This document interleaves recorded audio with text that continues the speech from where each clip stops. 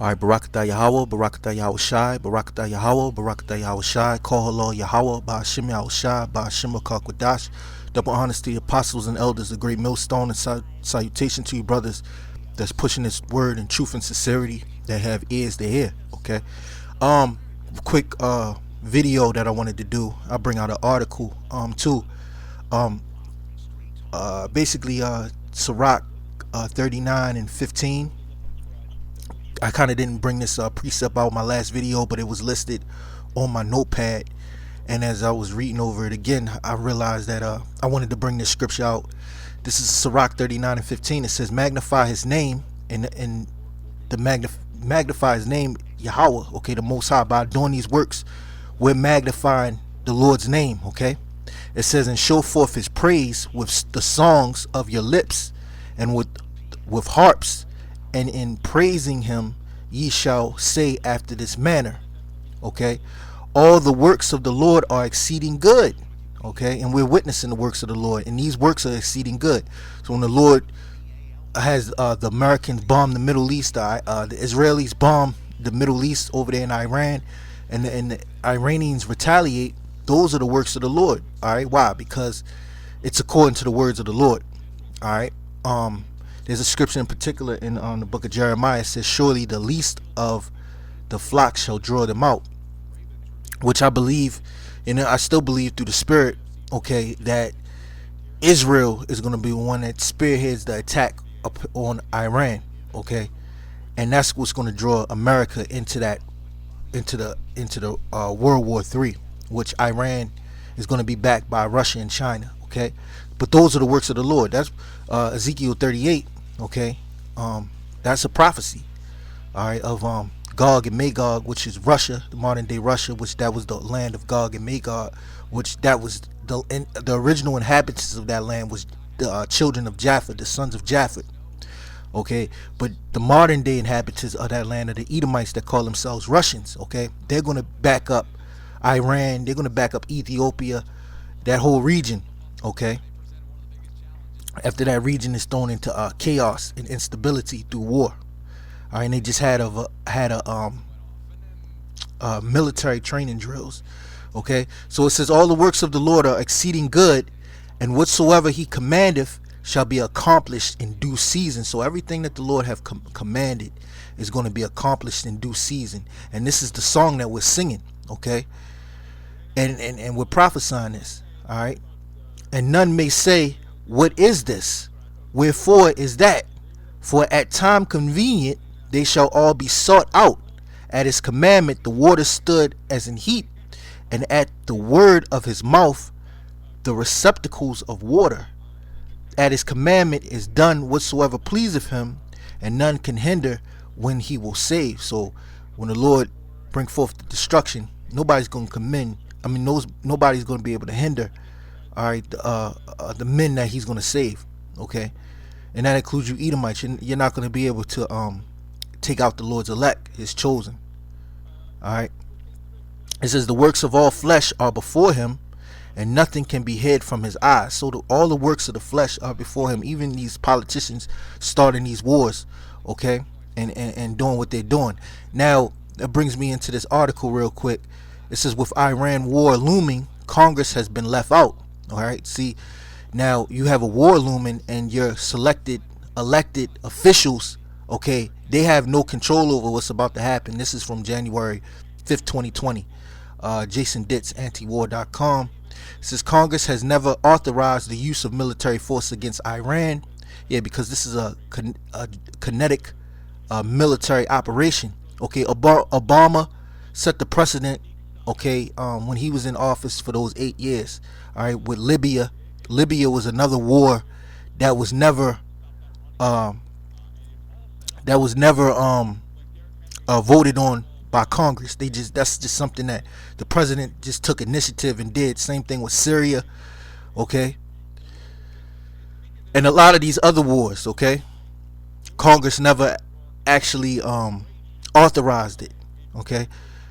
It says in the initial House version of the 2020 National Defense Authorization, that's the NDAA, it was explicitly noted that there is no authorization for that war.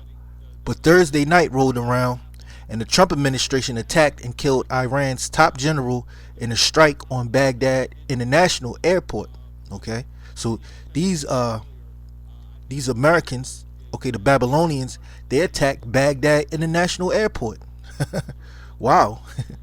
It says an unauthorized attack, but it's more than that, as Congress was neither consulted about nor informed of Thursday's attack. So your politicians are basically they're ineffective, okay, because war is being conducted through the executive branch, okay, of your government, which is through the White House, okay. And it says that's par for the course of an administration that has scorned the very idea of congressional authority in war making time and again. Senate Majority Leader Mitch McConnell is saying he's trying to set up a classified closed door briefing about the attack. That's well after the fact. And McConnell already followed the Senate hawks in endorsing the killing before even getting such a briefing. It's not clear then what the point would even be. It says more to the point, Senator Tim Kaine, he's a Democrat from Virginia, is introducing a resolution aimed at blocking the war, saying that the administration must not attack Iran without an authorization for the use of military force. There is no sign in authorization of use of military forces being considered. All right, but when there's retaliation attacks by Iran, which they said that they're gonna try to make an attack of similar type attack. They didn't make known what they was gonna do, but they said that they're gonna do an attack, which is gonna lead to other attacks, which is ultimately gonna lead to an open all-out war, man. Okay, because you know how Esau Edom is. All right, they're not gonna stop. If Iran counterattacks this attack, the Edomites are gonna attack. Okay, but I still believe through the spirit, and let me get that that the state of Israel is gonna do something. Let's get that real quick. This is Jeremiah 49:20. It says therefore hear the counsel of the Lord that he have taken against Edom, and that's you so-called white people, you Edomites. All right, Edom is your nation. That's your nationality, according to the Bible. The Lord have taken a counsel of the Lord against you. All right, and his purpose, that he had purpose against the inhabitants of Teman, surely, and Teman is a city in Edom. Teman was a city that you Edomites inhabited. Okay. All right, so it says, surely the least of the flock shall draw them out. Surely he shall make their habitations desolate with them. Okay, and the least of the flock represent the Amalekites, those Israelis over there. That's what's going to draw you out into this third world's war. Okay, and that's going to ultimately make your habitation desolate with you in them. Okay, America, because you have a heavy APAC or heavy Israel, state of Israel lobby, okay, over here in Babylon the Great, and that's ultimately going to lead to your destruction. Okay, so you're seeing that the senators, all right, I mean the congressmen, they don't have any pull, okay, over what's taking place. Okay, but they're with it. They're with the agenda. All right, but it seems as though they don't have any pull. All right, and this is, you're gonna see theater, okay, theater behind this. All right, it says the Kaine resolution require 2/3 majority in both the House and Senate in practice. Otherwise, it would face the fate of similar resolutions on the unauthorized Yemen war being vetoed by Trump. All right, it says, and while it may be an uphill battle to muster, a 2/3 majority in the Senate is to oppose the Iran war. The fact that they're trying at all is at least indication that there is some debate that will be had on the new war. America may not have not gotten his debate before the U.S. attack, but there will be a chance to express disapproval for the conflict. right, I'm gonna start reading this article. Um, but I'll just say this: a war with Iran is not going to be like what you had in Iraq. Okay, the gas prices are going to skyrocket, and there's already talk about gas prices going up. Okay, the economy is going to crash. Okay, and your supply chains are going to be disrupted.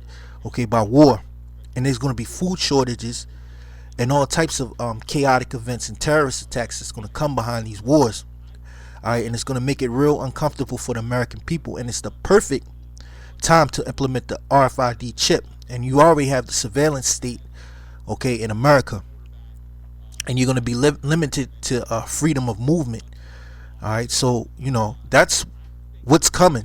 All right, that's ultimately what's coming. So these are part of the works of the Lord, like it says, in due season. Okay, they shall be fulfilled. All right, and that's what's coming. So with that, I'll just leave you with this. Kohala Yahweh, Ba'ashim Yahweh Shai, Ba'ashim Rakakodash, double honesty, elders and apostles, a great millstone. And salutation to you brothers that's pushing this word in truth and sincerity. Shalom.